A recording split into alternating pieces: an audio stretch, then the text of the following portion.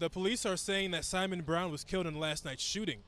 They're telling us he was one of the innocent bystanders. The daughter of 54-year-old Simon Brown had told us that her father was on the way to play his lottery ticket before being killed shortly before.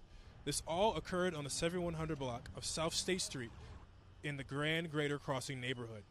Police responded to a spot shot alert where gunfire was exchanged during the altercation of two suspects. Police are reporting that another 49-year-old victim is currently fighting for his life after he was shot in the head. The third bystander, according to police, was a 50-year-old man who was shot in the leg. He was listed in good condition after being transported here at the University of Chicago Medical Center. The police were able to take the 54-year-old suspect into custody. There was a gun that was found from the scene as well. Police also reported that the second offender was seen getting out of the vehicle and firing shots before leaving the scene. Here's what police had to say during the press conference held outside of the hospital. A lot of good folks live out here. We believe it's an isolated incident, and in this case, fortunately, we at least have one of the offenders in custody, and we'll work hard to bring the second offender into custody as well. Again, police are still looking for the second shooter. Meanwhile, there is still somebody here in critical condition fighting for their life. Outside of the University of Chicago Hospital, Justin Evans, WGN News. The Garnett Report, and I'm here with the group Cannons. How are you guys doing today? We're good. Awesome, awesome. No, of course, of course. So I have to ask you, what does it feel like to be here in Lala? Now, from what you guys have posted, this is not your first time here, correct? No. We were here about 3 years ago.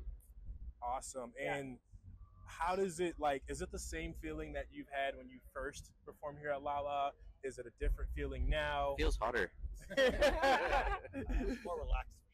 Yeah, completely different feeling because the first Lala that we played was our very first festival ever. Wow, okay. So, and that was right after things started opening up after the pandemic. So we were a little nervous. First festival, huge crowds, but it was so much fun. And we have so many festivals and shows under our belt since then. So we're excited to hit the stage 3 years later and just. Welcome to the Garnett Report. My name is Justin Evans. We are live here with 1508. So you guys performed yesterday. Talk about your performance and how excited are you to be here? Wow, it's a literal dream come true. I don't know. I have no words to describe what's going on. We were expecting 10, maybe 15 people. We both have 20 in our family, so we're like, yeah, at least we'll have a little crowd, but maybe 3 times the amount came. Everyone was so hyped. It was so beautiful. We were just talking earlier about how we've been talking about this specific festival and wanting to be here for the past 3 years. It's been our goal. So the fact that we're here now is surreal. Yeah. So when you got the announcement that you would be performing for Lollapalooza, take me through that moment and take me to how excited you guys were when you heard the news. So we found out on a Zoom call.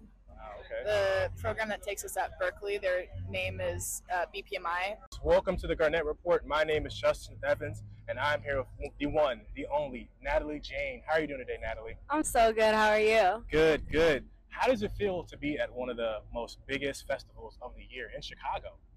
I mean, Chicago is one of my favorite cities to perform in America, and I'm just excited to be here. This is my first American festival. Wow, okay. So I'm really excited. It's going to be a lot of fun. So what is your, mindset? Do you have a ritual that you do? Is there a pair of socks that you wear or something crazy that you do before each performance?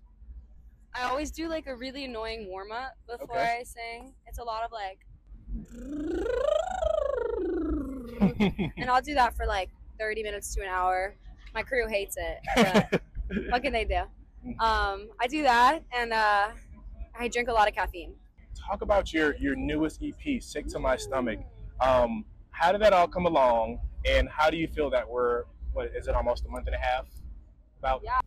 Yeah, I'm not concerned either, and honestly, I was watching the Pat McAfee show a couple of days ago, and they had Nick Saban on, and they had a very good point where they were talking about it's more about letting the quarterback progress, right? A lot of times you see these highly drafted quarterbacks, they come out the league and they have to sit behind the veteran, right?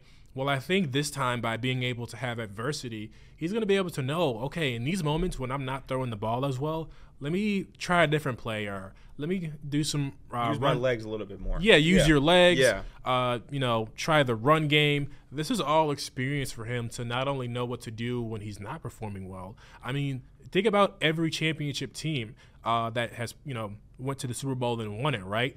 All of their quarterbacks have not been 100% completion rate for every single game. There will be games where there will be games this season where your team will bail you out. But it's not even a bad bailout. It's a good bailout, right? It shows how good this team is and what our potential can really be.